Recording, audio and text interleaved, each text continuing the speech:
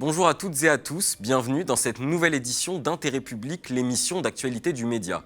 Une édition spéciale aujourd'hui consacrée au projet de loi séparatisme, devenu projet de loi confortant les principes républicains. Le texte a été présenté en Conseil des ministres aujourd'hui. Ce passage acte le début d'une nouvelle bataille pour l'exécutif dans un contexte politique compliqué pour la majorité qui doit déjà faire face à une mobilisation massive contre la proposition de loi sécurité globale. Ce projet de loi confortant les principes républicains, c'est officiellement l'aboutissement de plusieurs mois de travaux du gouvernement et de négociations avec les représentants des différents cultes. Officieusement, c'est une réponse politique aux grandes mobilisations antiracistes du mois de juin dernier et à la pression des partisans d'une laïcité restrictive dont l'influence ne cesse de grandir. Après les grands rassemblements de l'été dernier initiés par le comité Adama, le gouvernement avait condamné les organisateurs de ces marches, souvent qualifiés de communautaristes. Le séparatisme a depuis remplacé le communautarisme, mais pour les détracteurs du projet de loi, le but est le même: condamner l'antiracisme politique. Il serait un danger pour la République française. Depuis, il y a eu l'assassinat de Samuel Paty, professeur d'histoire-géographie, décapité par un terroriste le 16 octobre dernier. Un drame dont l'exécutif s'est servi pour asseoir l'idée de la nécessité absolue d'une jurisprudence plus restrictive à l'encontre de tout ce qui s'apparente de près ou de loin à l'islam. Une des dispositions de la loi qui prévoit des sanctions pour les pressions exercées sur des agents de l'État, je cite, pour des motifs tirés de convictions ou de croyances, est d'ailleurs directement issue de cette affaire. Elle fait référence aux intimidations subies par le professeur d'histoire-géographie avant d'être assassiné. Dernière conséquence en date, la dissolution du CCIF, collectif contre l'islamophobie en France, une dissolution très inquiétante pour certains militants et associations qui dénoncent le projet de loi séparatisme, un projet, selon eux, raciste et islamophobe. Gérald Darmanin a annoncé dans le même temps une action, je cite, massive et inédite contre le séparatisme, visant pas moins de 76 lieux de culte. On en parlera avec Fatima Bent, présidente de l'association LALAB, dans la première partie de cette émission. Le projet de loi séparatisme, c'est la première tentative d'ampleur d'un gouvernement pour modifier la loi de 1905 sur la séparation des églises et de l'État. De nombreux juristes ont d'ailleurs alerté sur les problèmes de constitutionnalité que pourrait poser cette loi. Le Conseil d'État a d'ailleurs émis un avis sur ce texte en début de semaine. Pas de grande remise en question nécessaire pour l'institution. Mais c'est bien au Conseil constitutionnel en dernier recours qu'il reviendra d'arbitrer sur la conformité de la loi avec la Constitution. Nous en discuterons avec Assif Arif, avocat au barreau de Paris, spécialiste des questions de laïcité. La stigmatisation des musulmans n'est qu'un premier pas. Si le projet de loi séparatisme vise, on l'aura compris, principalement l'islam, il concernera de fait tous les cultes en France, puisqu'il modifie la loi de 1905 sur la séparation des églises et de l'État. Les représentants des cultes en France sont inquiets. C'est l'objet de la troisième partie de cette émission, dans laquelle nous recevrons Lou Sira, journaliste pigiste à Mediapart, autrice d'un article qui s'intitule « Loi séparatisme, un piège pour tous les cultes ». Lutter contre le séparatisme islamiste, c'est la volonté du président de la République Emmanuel Macron exprimée en octobre dernier. Une lutte qui s'est transformée en chasse aux musulmans et musulmanes, déguisée en ce projet de loi confortant, je cite, les principes républicains. Une offensive considérée comme islamophobe par plusieurs associations, comme l'ALAB, une association féministe et antiraciste de défense des droits des femmes musulmanes. Sa présidente est avec nous aujourd'hui. Bonjour Fatima Bent. Bonjour. Alors pour commencer, j'aimerais qu'on revienne sur l'annonce de la dissolution du CCIF, le collectif contre l'islamophobie en France, la semaine dernière. Selon le ministre de l'Intérieur Gérald Darmanin, cette association, je cite, conduit avec constance une action de propagande islamiste. Vous, de votre côté, vous avez publié une tribune sur le site de l'association LALAB pour dénoncer cette dissolution. Pourquoi ? On a en effet publié une tribune pour dénoncer cette dissolution complètement abusive et autoritaire de la part du gouvernement. Parce qu'il faut savoir que le CCIF, c'est une organisation qui lutte depuis une dizaine d'années contre l'islamophobie. Et l'islamophobie, c'est quoi ? C'est une discrimination qui vise spécifiquement les personnes de confession musulmane, les hommes et les femmes.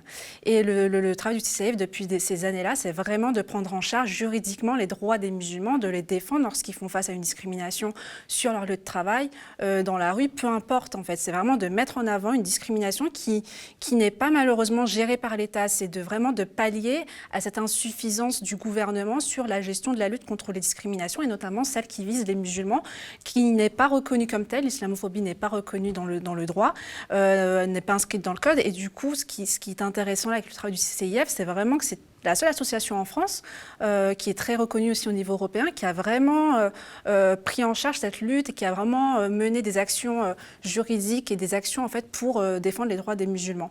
Et ce qu'on ne comprend pas en fait avec cette dissolution-là, c'est qu'elle vise typiquement une association qui lutte en fait contre ces discriminations-là. Et on se pose la question, on se demande pourquoi avoir dissous une association qui fait ce travail-là que l'État ne fait pas. Pourquoi qu'est-ce qu'il y a derrière? Est-ce que c'est une volonté de bafouer, de nier une réalité qui existe, de ne pas voir la réalité en face, la réalité islamophobe dans laquelle de nombreux musulmans et de nombreuses musulmanes vivent? Est-ce que c'est une volonté d'annihiler en fait les droits des musulmans, de se dire tout simplement ils ne seront plus défendus, le droit ne sera plus de leur côté, que toute association qui vise à les défendre sera potentiellement considérée comme défenseuse d'une idéologie islamiste, qui est complètement gravissime, de faire un tel lien entre défense des droits musulmans et propagation d'une idéologie mortifère. Et c'est vraiment ce flou en fait qui est créé entre la lutte en fait contre l'islamophobie et la lutte contre le terrorisme. Et du coup, c'est très très grave parce que derrière, c'est des droits en fait qui sont liés, c'est des droits humains, c'est une défense, c'est le droit à la justice, c'est le droit à l'égalité, c'est le droit à la présomption d'innocence tout simplement qui est nié aux musulmans. Pour vous, la dissolution du collectif contre l'islamophobie en France et ce projet de loi, une dizaine de jours plus tard, c'est lié ? Ah, complètement, complètement. C'est lié parce que quand on dit dans le projet de loi, alors au début c'était le projet de loi contre le séparatisme, ça a évolué vers des principes confortant les principes républicains. Ça veut dire quoi précisément la lutte contre toute atteinte aux valeurs républicaines? Est-ce que ça veut dire que dès qu'une association émet une opinion contre l'insuffisance et la défaillance de l'État sur la gestion des luttes contre les discriminations et sur le fait qu'elle ne gère pas cette islamophobie-là, si elle l'alimente même avec des politiques, avec une orientation médiatique aussi qui pousse constamment à poser la question de la légitimité de l'islamophobie et de son existence dans l'espace public et en France, on se demande vraiment si ça n'a pas pour but en fait d'annihiler toutes les voix discordantes, toutes les voix dissidentes, toutes les opinions qui viseraient à remettre en question en fait les choix du gouvernement. Et le gouvernement, lorsqu'il dit qu'il veut protéger ses valeurs républicaines, c'est-à-dire qu'en gros, c'est-à-dire que c'est quoi en fait au final? C'est toute opinion qui critique, c'est-à-dire que dès qu'on critique un projet de loi, dès qu'on critique un arsenal juridique qui n'est pas suffisant dans la lutte contre l'islamophobie et dans la défense des musulmans, ça voudrait dire qu'on est potentiellement dangereux, qu'on fomente un projet de haine. C'est très flou en fait. Et c'est vrai que quand on lit en fait le décret où est stipulée la dissolution du CCIF, il y a plein de choses qui ne sont pas normales, c'est-à-dire qu'on leur impute d'avoir eu des commentaires Facebook, c'est très très grave de partir sur des faits complètement ou des accusations très légères en fait, pour, dans ce cas-là, toute association peut être dissolue, n'importe quelle plateforme en ligne peut être dissoute, à part si on se base sur des faits du type commentaires en ligne qui ont été antisémites ou autres. Alors bien sûr, il faut combattre ce racisme-là, mais est-ce qu'il faut imputer à une association l'opinion de ses membres? Et c'est ce qui est d'ailleurs noté. C'est l'objet de l'article 8 exactement, l'objet de l'article 8 de ce projet de loi, où en effet, maintenant, les raisons de dissolution sont élargies. Et maintenant, même un membre d'une association qui tient un discours ailleurs, l'association peut être imputée de ces agissements-là, ce qui est très grave. C'est-à-dire que maintenant, on ne fait même plus la distinction entre les membres d'une association et l'objet, la lutte, et tout est mélangé. Et ce flou-là, en fait, il dessert complètement la cause et il crée en effet ce projet de loi qui vise à annihiler vraiment toutes les voix discordantes et toute la critique des opinions, toute opinion critique envers l'État. Alors, on l'a dit, ce projet de loi qui s'appelait à l'origine le projet de loi pour lutter contre les séparatismes, il a été renommé projet de loi confortant les principes républicains. La formulation d'origine, justement, on en a parlé un peu plus tôt, visait le séparatisme islamiste, des mots d'Emmanuel Macron. Vous pensez que ce projet de loi, c'est un danger pour les musulmans en particulier? Pourquoi ? C'est un danger pour les musulmans parce que lorsqu'on regarde ces derniers mois et depuis de nombreuses années, il y a tout le temps eu une espèce de médiatisation, de politisation du débat à l'encontre des musulmans. C'est-à-dire qu'à chaque fois, là on a vu l'année dernière à l'époque où c'était Christophe Castaner qui était ministre de l'Intérieur, avec tout cet argumentaire qu'il avait sur les signaux faibles de radicalisation, sur l'appel à la délation, sur le fait des élèves dont il faut se méfier parce qu'ils ont dit un truc alors qu'ils ont 4 4 ans et demi, qui sont pas très non plus un esprit critique très développé. En fait, tout ce truc-là qui existe depuis de nombreux mois, et puis aussi les débats télévisés avec tous les propos de la part de certains polémistes, qui ont alimenté en fait une haine envers les musulmans.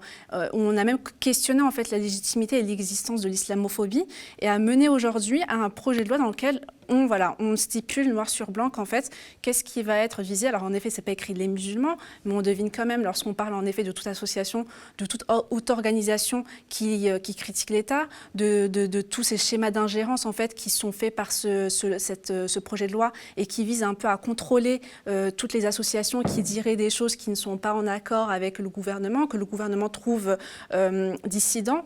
Donc c'est une ingérence, c'est une attaque pour la liberté d'expression, pour la liberté d'association. C'est aussi une attaque en fait c'est un manque de réalité, c'est-à-dire quand même le principe même de laïcité n'est pas respecté. La laïcité, c'est un droit qui est garanti, c'est la non-ingérence de l'État dans les affaires religieuses, et là avec la liberté de culte aussi, avec les mosquées qui vont recevoir une action massive. Enfin, il y a beaucoup de choses en fait qui sont mêlées et qui visent spécifiquement les personnes musulmanes. Et quand on parle aussi de sujets ce qui est marqué dans ce projet de loi-là, c'est également la polygamie, les certificats de virginité, l'héritage. Et c'est vrai que souvent dans l'imaginaire collectif, on a tendance à penser à des personnes en fait qui sont musulmanes, arabes ou noires en fait quand on parle de ces choses-là. Alors en effet, le certificat de virginité, c'est une pratique humiliante et sexiste pour les femmes. Maintenant, c'est des cas qui sont pas, enfin il y a pas une récurrence en fait de ces actes-là en fait. Lorsque les médecins qui ont été interrogés, ils ont parlé de 3 personnes par an qui sont cibles en fait de ces certificats de virginité-là. Pareil pour la polygamie, elle est interdite formellement par l'arsenal exécutif et juridique français. En fait, on ne comprend pas pourquoi il y a un durcissement des lois sur des lois déjà existantes. Est-ce que ça vise encore plus à renforcer la stigmatisation des musulmans ? Est-ce que ça va forcément stigmatiser encore plus la haine à leur encontre, ou davantage resserrer les boulons en fait sur des droits qui sont déjà en fait touchés. Les musulmans sont déjà discriminés, sont déjà stigmatisés. Les femmes musulmanes ne trouvent pas d'emploi, surtout celles qui portent un foulard. Enfin, il y a toute une exclusion en fait des loisirs, de l'éducation et de l'emploi qui est encore plus renforcée en fait avec ce projet de loi-là. D'où la raison pour laquelle on se pose vraiment la question de se dire est-ce que c'est pas vraiment les musulmans qui sont touchés derrière tout ça, et plus largement tout le monde. Lorsqu'on parle en fait chez la LAB de défense des droits musulmans, on défend en fait les droits de toutes les femmes et de tout le monde au final, parce que ce projet de loi-là, lorsqu'il porte atteinte à la liberté d'association, à la liberté de culte, à la liberté d'expression, c'est tout le monde qui peut être touché, même les journalistes. C'est-à-dire que si vous portez une opinion qui critique des lois établies ou qui critique le fonctionnement de l'État, vous êtes potentiellement considéré comme un dissident qui veut fomenter un projet de haine.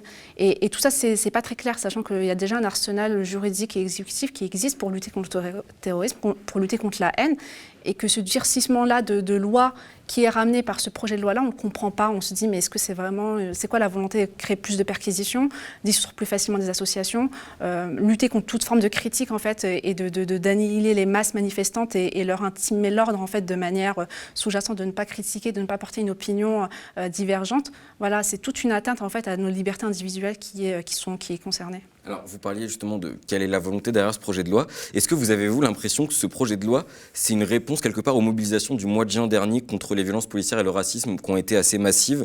Je vous demande ça car à l'époque, plusieurs éléments de langage justement autour de ces jeunes séparatistes ou communautaristes au choix étaient employés justement par l'exécutif pour disqualifier leurs revendications. Complètement. En fait, dès qu'il y a une auto-organisation des principaux concernés, dès qu'il y a des masses manifestantes qui s'organisent par elles-mêmes et qui luttent pour leurs droits et qui délimitent elles-mêmes les conditions de leur émancipation et les conditions de leur lutte et les raisons pour lesquelles elles le font, ce sont souvent des associations de quartier, des associations de banlieue qui luttent contre les violences policières, qui luttent pour le logement, pour l'accès au logement, pour même l'aide alimentaire, enfin plein d'associations qui se créent en fait dans des quartiers populaires et qui font à l'encontre, on va dire, qui critiquent le pouvoir bourgeois, qui sont marginalisés, qui n'ont pas beaucoup d'aide par ailleurs et qui ont été en effet visés par ce projet de loi séparatisme et qui ont été accusés de vouloir créer un séparatisme, de vouloir promouvoir une idéologie qui irait à l'encontre en effet du pouvoir. Et en effet, c'est elles qui sont visées, c'est ces associations-là de terrain qui sont visées, qui elles les plus vulnérables, qui elles les plus discriminées, qui elles aide les personnes victimes de violences policières, de violences islamophobes, de violences sexistes et racistes. Et en effet, c'est elles qui sont visées clairement lorsqu'on les accuse de séparatisme, parce que justement, elles décrivent une défaillance de l'État sur ces questions-là de gestion de police et des violences policières, et qu'au final, là, ce projet de loi-là, il vise justement à encore plus les annihiler, à les intimider encore plus, à leur mettre des bâtons dans les roues. Oui, en effet, c'est clairement ces associations-là qui sont visées complètement. Depuis plusieurs mois, donc on en a un petit peu parlé, il y a de plus en plus de polémiques autour de l'islam, etc., et de fantasmes un peu associés à l'islam. Donc vous avez parlé un peu des certificats, de la question du certificat de virginité, etc., qui sont des questions finalement marginales à l'échelle de la population française. C'est des questions qui sont fortement relayées par les médias dominants et aussi par un grand nombre de politiques de gauche à droite. Est-ce que vous avez le sentiment qu'en ce moment, il y a une offensive particulièrement forte d'islamophobie jusque dans les plus hautes sphères du pays? Nous, chez la Lab, ce qu'on dénonce depuis notre existence, c'est vraiment un acharnement médiatique et politique dans les plus hautes sphères. C'est-à-dire que ce soit à la fois à la télé, que ce soit au niveau du pouvoir, il y a constamment un acharnement sur les musulmans et notamment sur le corps des femmes musulmanes. Lorsqu'on débat sur le voile, on débat sur le corps des femmes musulmanes. Lorsqu'on débat sur les certificats de virginité, on débat sur le corps et la sexualité des femmes musulmanes. Et ça, c'est fatigant. Parce que sur le terrain, en fait, les femmes musulmanes, elles sont victimes de quoi? De discrimination, de préjugés, d'un non-accès à l'éducation, d'un non-accès à l'emploi. Lorsqu'il y a ce principe de neutralité religieuse dans les entreprises, derrière, ça sous-entend quoi? Alors, ils disent que c'est pour garantir l'égalité entre les salariés. Derrière, ça exclut des femmes, en fait, qui portent des signes visibles de religion, à savoir le voile notamment. En fait, toutes ces questions-là d'inclusion des personnes discriminées, des femmes musulmanes qui portent le voile, de lutte contre les discriminations qui visent spécifiquement une population, est complètement niée, complètement balayée d'un revers de la main pour mettre en avant quoi? Des sujets périphériques comme les certificats de virginité, comme l'héritage, comme des sujets en fait qui les arrangent eux et qui en effet va dans leur sens parce que ça alimente encore plus ces stéréotypes-là sur les femmes musulmanes, ça alimente encore plus un imaginaire clairement colonial, sexiste et raciste à l'égard des personnes concernées qui, elles, vous disent non, moi, même si, combien même ces violences-là, elles existent, on ne les nie pas, elles ne sont pas plus violentes ou elles ne sont pas plus graves que celles qu'on subit aussi dans la société, à savoir le racisme, l'exclusion des espaces de loisirs, l'exclusion d'un accès à l'éducation, d'un accès aussi à l'emploi digne et une égalité en fait de traitement et aussi une justice pour les personnes discriminées, pour les personnes de confession musulmane. Donc en fait, c'est des droits on lutte pour des droits à la fois dans nos communautés, on lutte aussi contre le sexisme qui peut exister, comme on peut lutter également contre le sexisme, le racisme et l'islamophobie qui nous annihilent davantage et qui nous bafouent d'autant plus. Merci Fatima Bent d'être venue sur le plateau du Média TV pour parler donc de ce projet de loi confortant les principes républicains. Merci à vous. Le projet de loi séparatisme serait-il inconstitutionnel? C'est en tout cas ce que pensent certains spécialistes du droit, à l'image de l'avocat au barreau de Paris, Assif Arif. Il avait publié en octobre avec d'autres personnalités du monde intellectuel et militant une tribune sur le blog de Mediapart contre le projet de loi confortant les principes républicains. Maître Assif Arif, bonjour, vous êtes avec nous par visioconférence des États-Unis. Alors je voudrais qu'on commence cette interview par la date de passage de ce projet de loi en Conseil des ministres, le 9 décembre, une date hautement symbolique puisque c'est la date d'anniversaire de la loi de 1905 sur la séparation des églises et de l'État. Ça veut dire quoi pour vous? Ça veut dire plusieurs choses. D'abord, ça veut dire, c'est le 9 décembre et puis c'est les 5 piliers qui sont les 5 piliers de la loi sur le séparatisme, hein, avec une référence absolument abscon aux 5 piliers de l'islam que Emmanuel Macron avait fait. Bon, écoutez, moi ce que je pense de cette date, c'est que d'abord c'est une date qui est mal choisie. Parce que le projet de loi, à mon sens, c'est pas la laïcité. La laïcité, c'est une liberté. C'est pas des contraintes qu'on impose au culte, etc. Mais cette loi, c'est une contrainte qu'on impose au culte. Vous voyez qu'il y a plusieurs libertés qui sont attaquées dans ce projet de loi. Il suffit de le lire.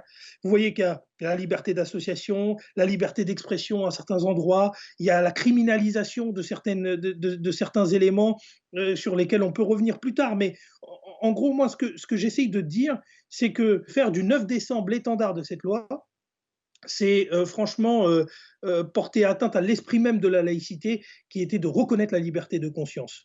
Alors, vous alertez depuis plusieurs mois sur les dangers que représente cette loi. Quels sont-ils justement ces dangers? Ils sont multiples parce que, vous savez, d'abord cette loi, à chaque article, il y a contrôle de l'État, contrôle de l'État, contrôle de l'État, contrôle de l'État, contrôle de l'État. À chaque article, c'est simple.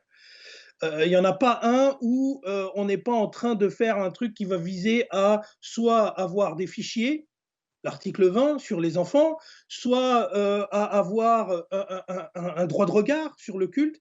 Alors que si on regarde la loi de 1905, la loi de 1905, justement, elle sépare les églises et l'État. Elle les sépare pour que chacun puisse mieux être autonome dans son domaine qui est respectif. Mais là, l'État revient totalement sur la loi de 1905 et revient totalement en contrôlant les cultes. Donc là, il y a un problème de constitutionnalité puisque la loi de 1905 a valeur constitutionnelle avec, depuis la décision de 1971, bloc de constitutionnalité du Conseil constitutionnel, qui reconnaît le bloc de constitutionnalité et qui reconnaît d'ailleurs la laïcité comme un principe à valeur constitutionnelle. Et donc, du coup, il y a un vrai problème ici.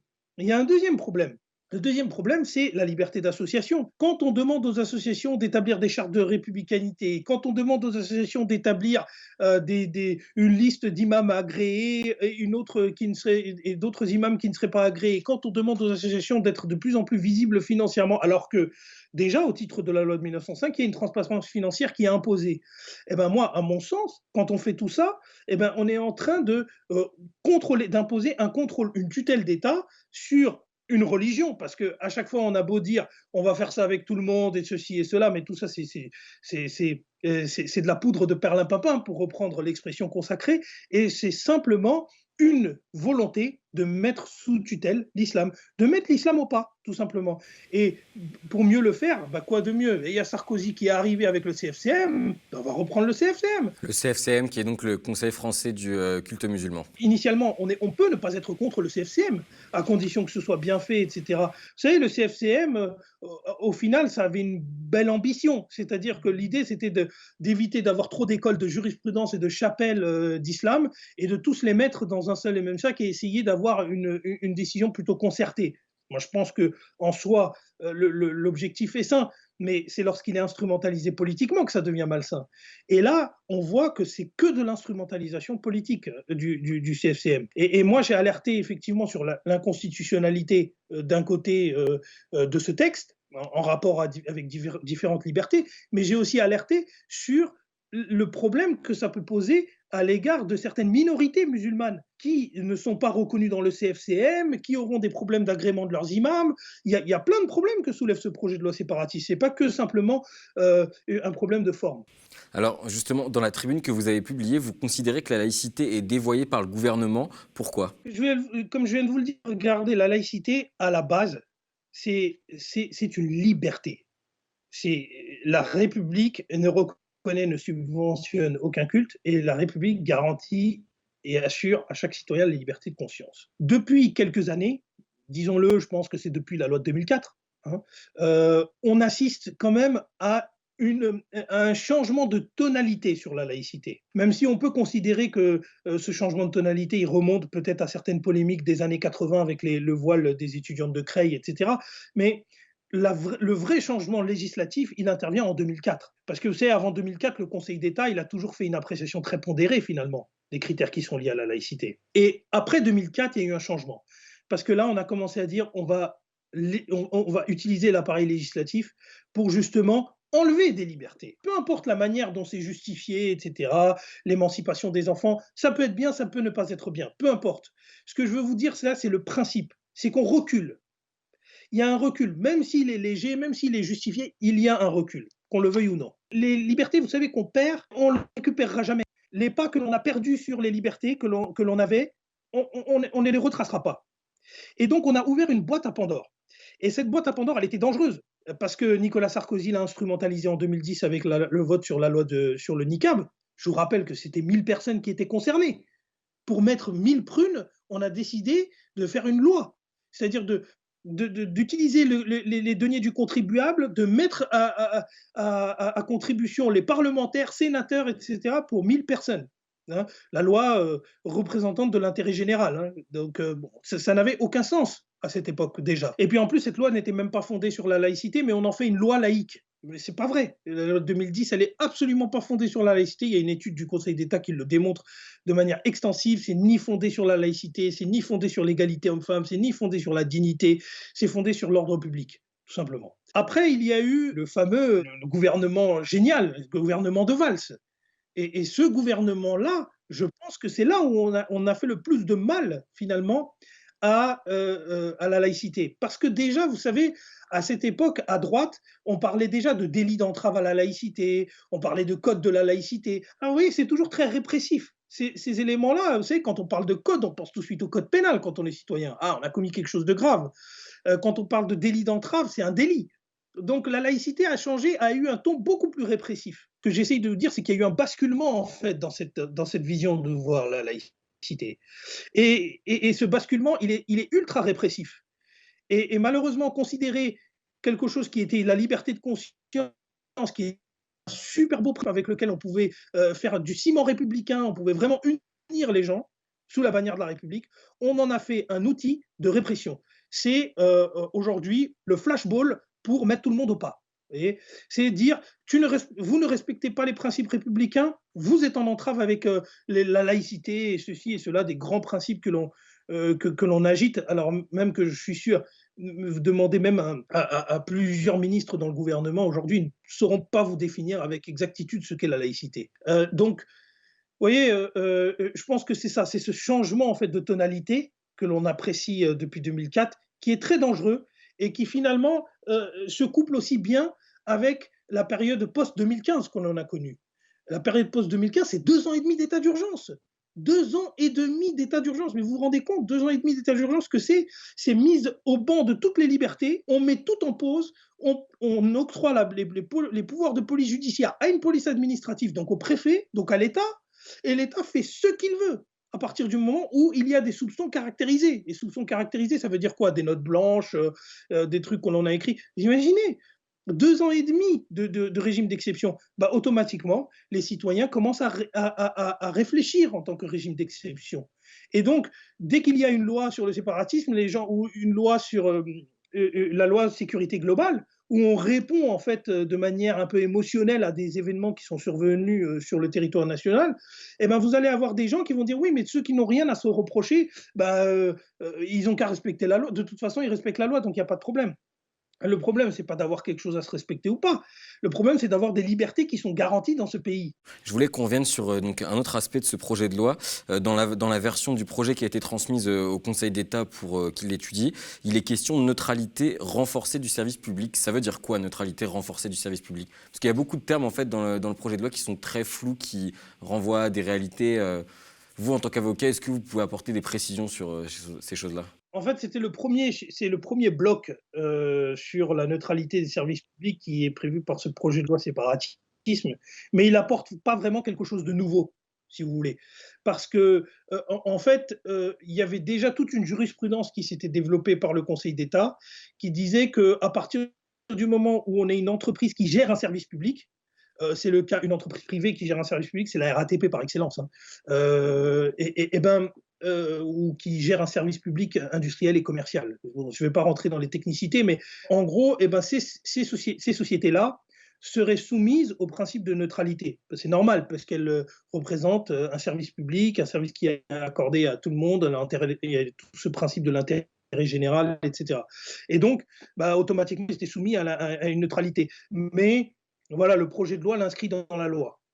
Et donc veut dire que, regardez, on renforce la neutralité mais on renforce rien du tout. En fait, on fait juste entériner une jurisprudence constante du Conseil d'État et on la met dans la loi. Le 2 décembre dernier, un décret a été publié qui modifie les dispositions du Code de la sécurité intérieure en matière notamment de collecte et d'exploitation des données personnelles des citoyens. Avant, ces données pouvaient être collectées pour des personnes concernant leurs activités politiques, philosophiques, religieuses ou syndicales. Désormais, le mot « opinion » remplace le mot « activité ». Est-ce qu'il y a un lien, selon vous, en termes de droit dans ce glissement où en fait on se base de moins en moins sur des faits, donc ici des activités, mais désormais sur des intentions, des opinions? Ah oui, mais il y a de toute façon, il y a ce côté dans la législation, il y a ce côté état d'urgence qui rentre dans le droit commun. Mais ça, je vous ai dit, 2 ans et demi d'état d'urgence, on ne pouvait pas s'attendre à ce que ça ne fasse pas de dégâts. L'état d'urgence, c'est quoi? C'est la criminalisation de certaines intentions, certaines fréquentations. C'est ce que beaucoup de juristes ont appelé la police des fréquentations, la police des intentions, etc. On le dit depuis des années, ça, que ça existe. Mais malheureusement, il y avait une pauvre conscience collective de ce qui est en train de se passer. Et là, aujourd'hui, je ne voudrais pas faire une espèce d'esprit de corps, mais c'est parce que les journalistes ont été concernés directement par la loi sécurité globale qu'il y a eu un mouvement et qui dit mais attendez, c'est grave ce qui est en train de se passer. Mais ça fait 5, 6, 7 ans que ce mouvement a été enclenché déjà. Et le problème des intentions, etc., il est présent, mais dans toute la législation. Vous savez, c'est pas anodin que Manuel Valls, à un moment donné, ait dit qu'il faut interdire le salafisme. Interdire le salafisme, c'est interdire une opinion. Et d'ailleurs, heureusement qu'Édouard Philippe, à cet instant précis, il avait pris la parole à l'Assemblée nationale, il avait dit, mais on va pas commencer à interdire des opinions, parce que sinon, c'est la porte ouverte à tout et n'importe quoi. Tout citoyen est libre de ses opinions. Parce que vous fréquentez un tel, regardez ces arrêtés qui ont été rendus sur la mosquée de Pantin, sur un certain nombre sur le CCIF. Tout ça, c'est la mise en place d'une police administrative des fréquentations, d'une police administrative des intentions. Ah, mais parce que vous êtes avec un tel, parce que vous avez participé au serment du vendredi d'un tel, alors que vous parlez peut-être même pas arabe, vous comprenez rien à ce qu'il raconte, le gars, mais parce que vous étiez là à tel moment, algorithmiquement, vous êtes coupable. Vous êtes coupable sans avoir rien fait, sans avoir matérialisé votre délit. C'est l'élément matériel du délit que l'on est en train de perdre. Et on garde que l'élément intentionnel. Et c'est ça qui est grave. Merci beaucoup, Maître Arif, d'avoir répondu donc, à nos questions pour nous donner un éclairage un peu juridique sur ce projet de loi.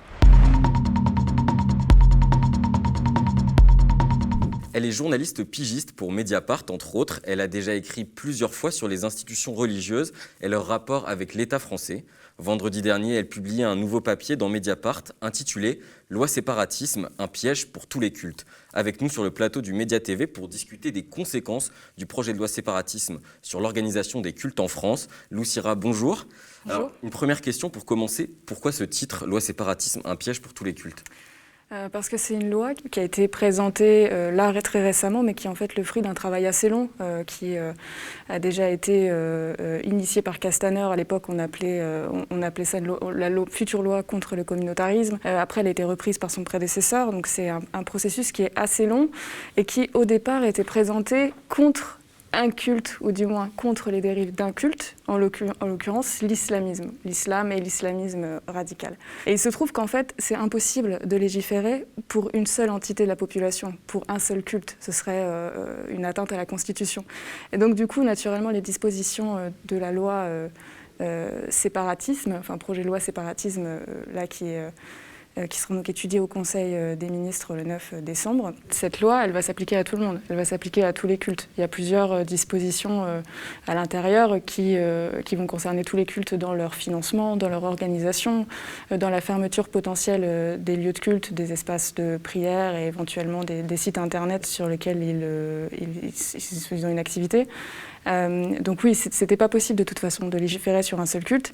Et puis pour rappel, vu l'histoire française quand même qu'on a, c'est pas mal de se rappeler aussi la dernière fois qu'il y a eu où l'État a légiféré sur un seul culte. C'était en octobre 1940 et je pense qu'on sait ce qui s'est passé après. C'était quand même une tragédie. Donc voilà, c'est une loi qui a été présentée à la base contre la dérive d'un culte et qui devait concerner un culte, l'islam et l'islamisme radical, sauf que c'était pas possible. Donc, du coup, en fait, dans le cadre des négociations qu'il y a pu avoir pendant tout le printemps entre les différents représentants du culte et le ministère de l'Intérieur, certains cultes ont reçu les garanties orales concernant au sujet du fait que ça ne les concernerait pas.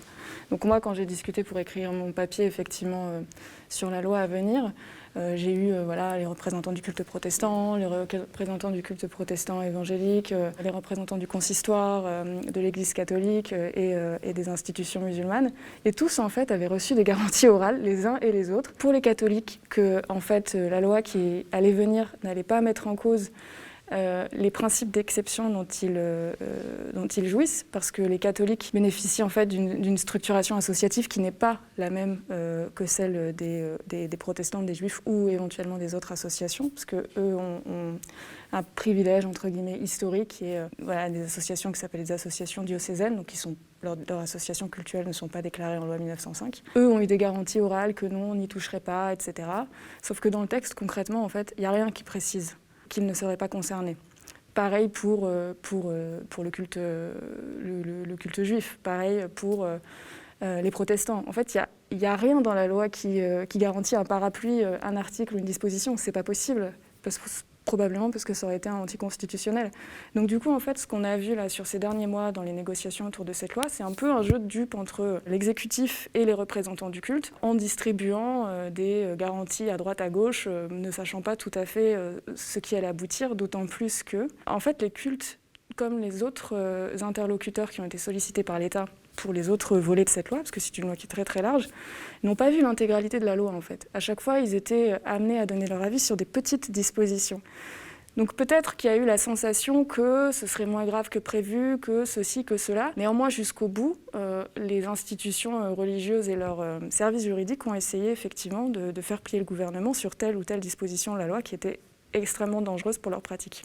Dans votre papier, vous parlez de l'article 47 donc de cet avant-projet de loi comme de l'article qui crée le plus d'inquiétudes auprès des représentants des cultes. Cet article, c'est celui qui étend les modalités de police du culte et qui établit notamment la possibilité de fermeture d'un lieu de culte par le préfet si, donc je cite, des propos qui sont tenus, des idées ou des théories qui y sont diffusées ou des activités qui s'y déroulent provoquent à la discrimination, à la haine ou à la violence envers une personne ou un groupe de personnes à raison de leur origine, de leur sexe, de leur orientation sexuelle, de leur identité de genre ou leur appartenance ou leur non-appartenance vraie ou supposée à une ethnie, une nation, une prétendue race ou une religion déterminée ou tentent à justifier ou encourager cette discrimination, cette haine ou cette violence. Donc, on l'a vu, le champ d'application il est très très large. Vous dites que ce qui inquiète ces représentants, c'est le périmètre justement qui est très large de cas qui pourraient être sanctionnés par la loi et l'emploi du terme valeur de la République plutôt que principe. Ils vous ont dit quoi ces représentants en fait concrètement ? Alors, concrètement, déjà, j'ai juste envie de restituer un peu l'ambiance dans les échanges parce que c'est très étonnant parce que tout le monde en fait a rendez-vous au ministère ou éventuellement à l'Élysée quand ça se fait aussi avec le président de la République, donc au ministère de l'Intérieur ou à l'Élysée. Tous les représentants du culte sont là pour discuter d'une loi qui ne concerne qu'un culte, qui n'est jamais citée en réunion, donc on ne dit jamais l'islam en fait, donc on est sur des dispositions un peu, et tout ça tout le monde l'a dit, je leur ai demandé concrètement. Quand vous êtes en réunion avec le ministre de l'Intérieur, le Premier ministre ou éventuellement le chef de l'État, comment ça se passe ? C'est un peu gênant quand même. Tout le monde parle de l'islam. Non, en fait, on ne parle pas spécifiquement de l'islam. Voilà, on parle de... Donc déjà, ça, il y a quand même quelque chose d'assez stupéfiant sur les non-dits et ce que disent ces non-dits autour de cette loi. Les non-dits, c'est que cette loi, elle a été initiée pour lutter contre les dérives d'un culte, et donc pas tous les cultes. Donc effectivement, ça se referme comme un piège pour l'ensemble des cultes. Ce qu'ils disent concrètement, c'est qu'ils ne savent pas quelle va être l'application et quelle est la définition de discrimination, qui en fait, dans la pratique du culte, peut être extrêmement large. Que ce soit sur l'organisation des cultes à proprement parler, parce que tout le monde a cet exemple, qui est très souvent donné d'ailleurs par les catholiques. La charge de prêtre n'est pas accessible aux femmes. C'est de fait une discrimination homme-femme. Est-ce à dire qu'en raison de cette discrimination, demain, un préfet pourra décider de fermer une église sous prétexte que dans son organisation, il alimente, favorise la discrimination homme-femme ? C'est un vrai sujet et c'est très concret. Ça peut paraître absurde, mais c'est une question qui se pose.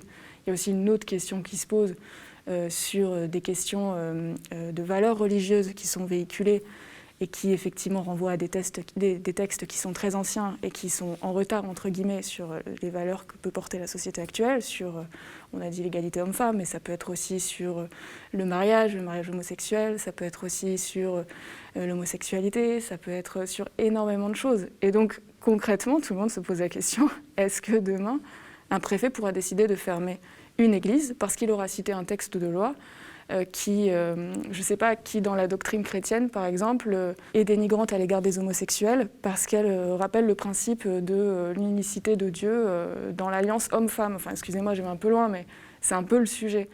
Et ça pose la question de dans quelle mesure l'État peut ou ne peut pas interférer dans l'organisation interne des cultes. Et ça, a priori, ce n'est pas une disposition de la loi 1905. L'État ne se fait pas théologien. C'est le principe d'ailleurs de la liberté de conscience qui accompagne cette loi. La loi de 1905, ce n'est pas une loi de la laïcité. Le mot d'ailleurs n'est pas cité dans la loi. La loi de 1905, c'est une loi qui met fin à l'hégémonie d'un culte, qui est l'Église catholique, vis-à-vis des autres en France. Et donc c'est en fait une loi qui permet le pluralisme religieux. Le pluralisme religieux qui permet aussi la liberté de conscience et donc celle de croire et son corollaire de ne pas croire. Et je pense que c'est important de le rappeler, notamment sur le fait qu'elle protège le pluralisme religieux. Je pense que c'est important de le rappeler aujourd'hui parce que le pluralisme religieux en France, en fait, c'est assez récent, qui pourrait disparaître, qui a disparu à un moment dans ce pays aussi. Alors, donc ça mène à ma prochaine question. Dans votre article, François Claveroli, à la tête de la Fédération protestante de France, s'inquiète du passage, je cite, d'une laïcité de principe et de droit à une laïcité de combat et d'idéologie. Est-ce que vous qui avez travaillé sur ce sujet, vous n'avez pas l'impression que le gouvernement, à force de brandir l'argument de la laïcité à tour de bras pour la durcir souvent, a lui-même rompu avec ce principe de non-ingérence dans les affaires religieuses de l'État justement et porte quelque part atteinte à la liberté de conscience ? Alors sur les ingérences de l'État dans la liberté du culte, la pratique religieuse, c'est quelque chose qui lui a été très reproché par les cultes eux-mêmes, mais aussi par le Conseil d'État, quand il a eu à statuer, à donner son avis sur des recours pendant l'état d'urgence sanitaire, parce qu'on a vécu une période de restriction de pratique du culte sous des prétextes sanitaires qui sont entendables, qui se défendent, etc. Sauf que sur les modalités d'application de restriction du culte, il y a eu des arbitrages qui étaient pour le moins contestables, ou en tout cas qui ont été considérés comme contestables par les cultes. Alors, je voudrais citer un autre extrait de votre article. Vous dites « En 2019, d'après nos informations, une proposition pour le moins étonnante a été présentée aux responsables des cultes qui déclinait la façon dont les associations cultuelles devraient choisir leurs représentants, prêtres, pasteurs, rabbins ou imams. Une intrusion manifeste de l'État dans les affaires religieuses. La question de la réforme de l'organisation des cultes, vous en parlez dans votre papier, elle date pas d'hier en fait. » Effectivement, les premières négociations qu'il y a pu avoir, échanges qu'il y a pu avoir entre les cultes et l'intérieur sur les prémices de ce projet de loi qui était donc porté par Christophe Castaner à l'époque. Il y a eu plusieurs échanges et effectivement, à la fin de ces échanges, les cultes ont reçu une espèce de lettre de cadrage qui évoquait les différents points qui pourraient être versés au projet de loi à venir. Et il y avait effectivement une disposition qui, me disent-ils, les ont fait sauter au plafond, qui était le fait que c'était l'État lui-même qui disait comment les futures associations de loi 1905 devraient élire leurs responsables, sachant que ça dépend de tous les... Ce sont des affaires qui concernent les cultes. C'est pas à l'État de décider effectivement qui va tenir le prêche ou qui va être... Donc il y a eu comme ça un sentiment de confusion et d'ingérence qui fait par ailleurs un peu écho effectivement là aux négociations qui entourent le Conseil national des imams, une instance qui est voulue aussi par l'État, encore une fois. On ne sait pas dans quelle mesure il pousse telle ou telle disposition, ça a l'air très très compliqué, mais en tout cas, effectivement, les différents interlocuteurs que j'ai pu avoir pour ce papier et pour celui sur le Conseil national des imams mettent en cause la tentation d'ingérence du pouvoir dans l'organisation des cultes. Dans ce projet de loi séparatisme, il y a une autre disposition qui fait débat, c'est la signature d'un contrat d'engagement républicain par les associations de loi 1901 pour obtenir des subventions publiques. Avant, ça s'appelait une charte de la laïcité. À l'origine de cette idée, il y avait Marlène Schiappa. Est-ce que vous pouvez revenir un peu sur cette disposition, donc ce contrat d'engagement républicain, Alors, c'était une disposition qui fait beaucoup débat aussi? Ouais, c'était donc Marlène Schiappa avait annoncé cet été, puis ça avait été un peu repris au mois de septembre, puis en octobre, le fait que dorénavant les associations qui voudraient une subvention de l'État, une subvention publique ou des collectivités, devraient signer une charte de la laïcité. Ce qui était en fait pas très cohérent avec le monde associatif tel qu'il existe en France, parce que vous avez beaucoup d'associations qui font du caritatif, mais parce qu'ils ont des convictions religieuses, chrétiennes, ça peut être catholique ou musulmane, ou, enfin, bon, tout le monde le sait. Tout le monde pense au secours catholique, voilà, pour les maraudes, pour la prise en charge des enfants, pour énormément de choses. Enfin, ils sont très très actifs dans la société civile. Donc la question qui se posait là, c'est est-ce qu'un responsable d'association caritative qui a une conviction religieuse devrait la nier pour recevoir des subventions publiques en signant cette case laïcité? Donc on a bien vu que ça avait mis un énorme malaise, et donc effectivement le ministre de l'Intérieur a un peu désavoué sa ministre en indiquant que ce ne serait pas une case laïcité à cocher, mais que ce serait un contrat d'engagement républicain. Je ne sais plus exactement quel est le terme, vous l'avez cité. Oui, le contrat d'engagement républicain. À force, on ne s'y retrouve plus parce que cette loi elle a changé 4 fois de nom. Enfin, elle a évolué. C'est vraiment très compliqué. Et d'ailleurs, je pense que c'est ce qui fait aussi peut-être que la réponse actuelle publique des cultes n'est peut-être pas à la hauteur des enjeux. Parce que peut-être que tout le monde est un peu, en état de sidération, et deux, un peu embrouillé par tous les messages contradictoires qui arrivent. À la fin, les cultes eux-mêmes que j'ai pu avoir au téléphone, les responsables, ne savaient même pas quelle était l'ultime version de la loi, qui les concernait. Donc on est vraiment là on est sur... Voilà, on patauge, on est sur de la confusion, c'est très compliqué. Ouais. Merci Lou Sira d'être venue sur le plateau du Média TV. Donc on le rappelle, votre article est toujours disponible sur le site de Mediapart et s'intitule « Loi séparatisme, un piège pour tous les cultes ». Merci. Merci.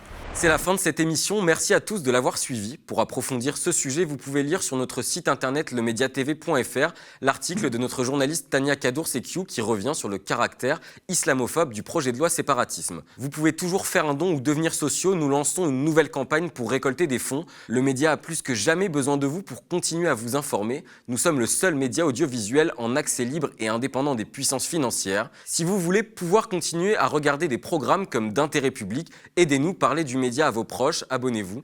À bientôt pour une nouvelle émission. Et si vous souhaitez vous mobiliser contre le projet de loi séparatisme, une manifestation est prévue à Paris ce samedi 12 décembre, 14h30 à Saint-Michel.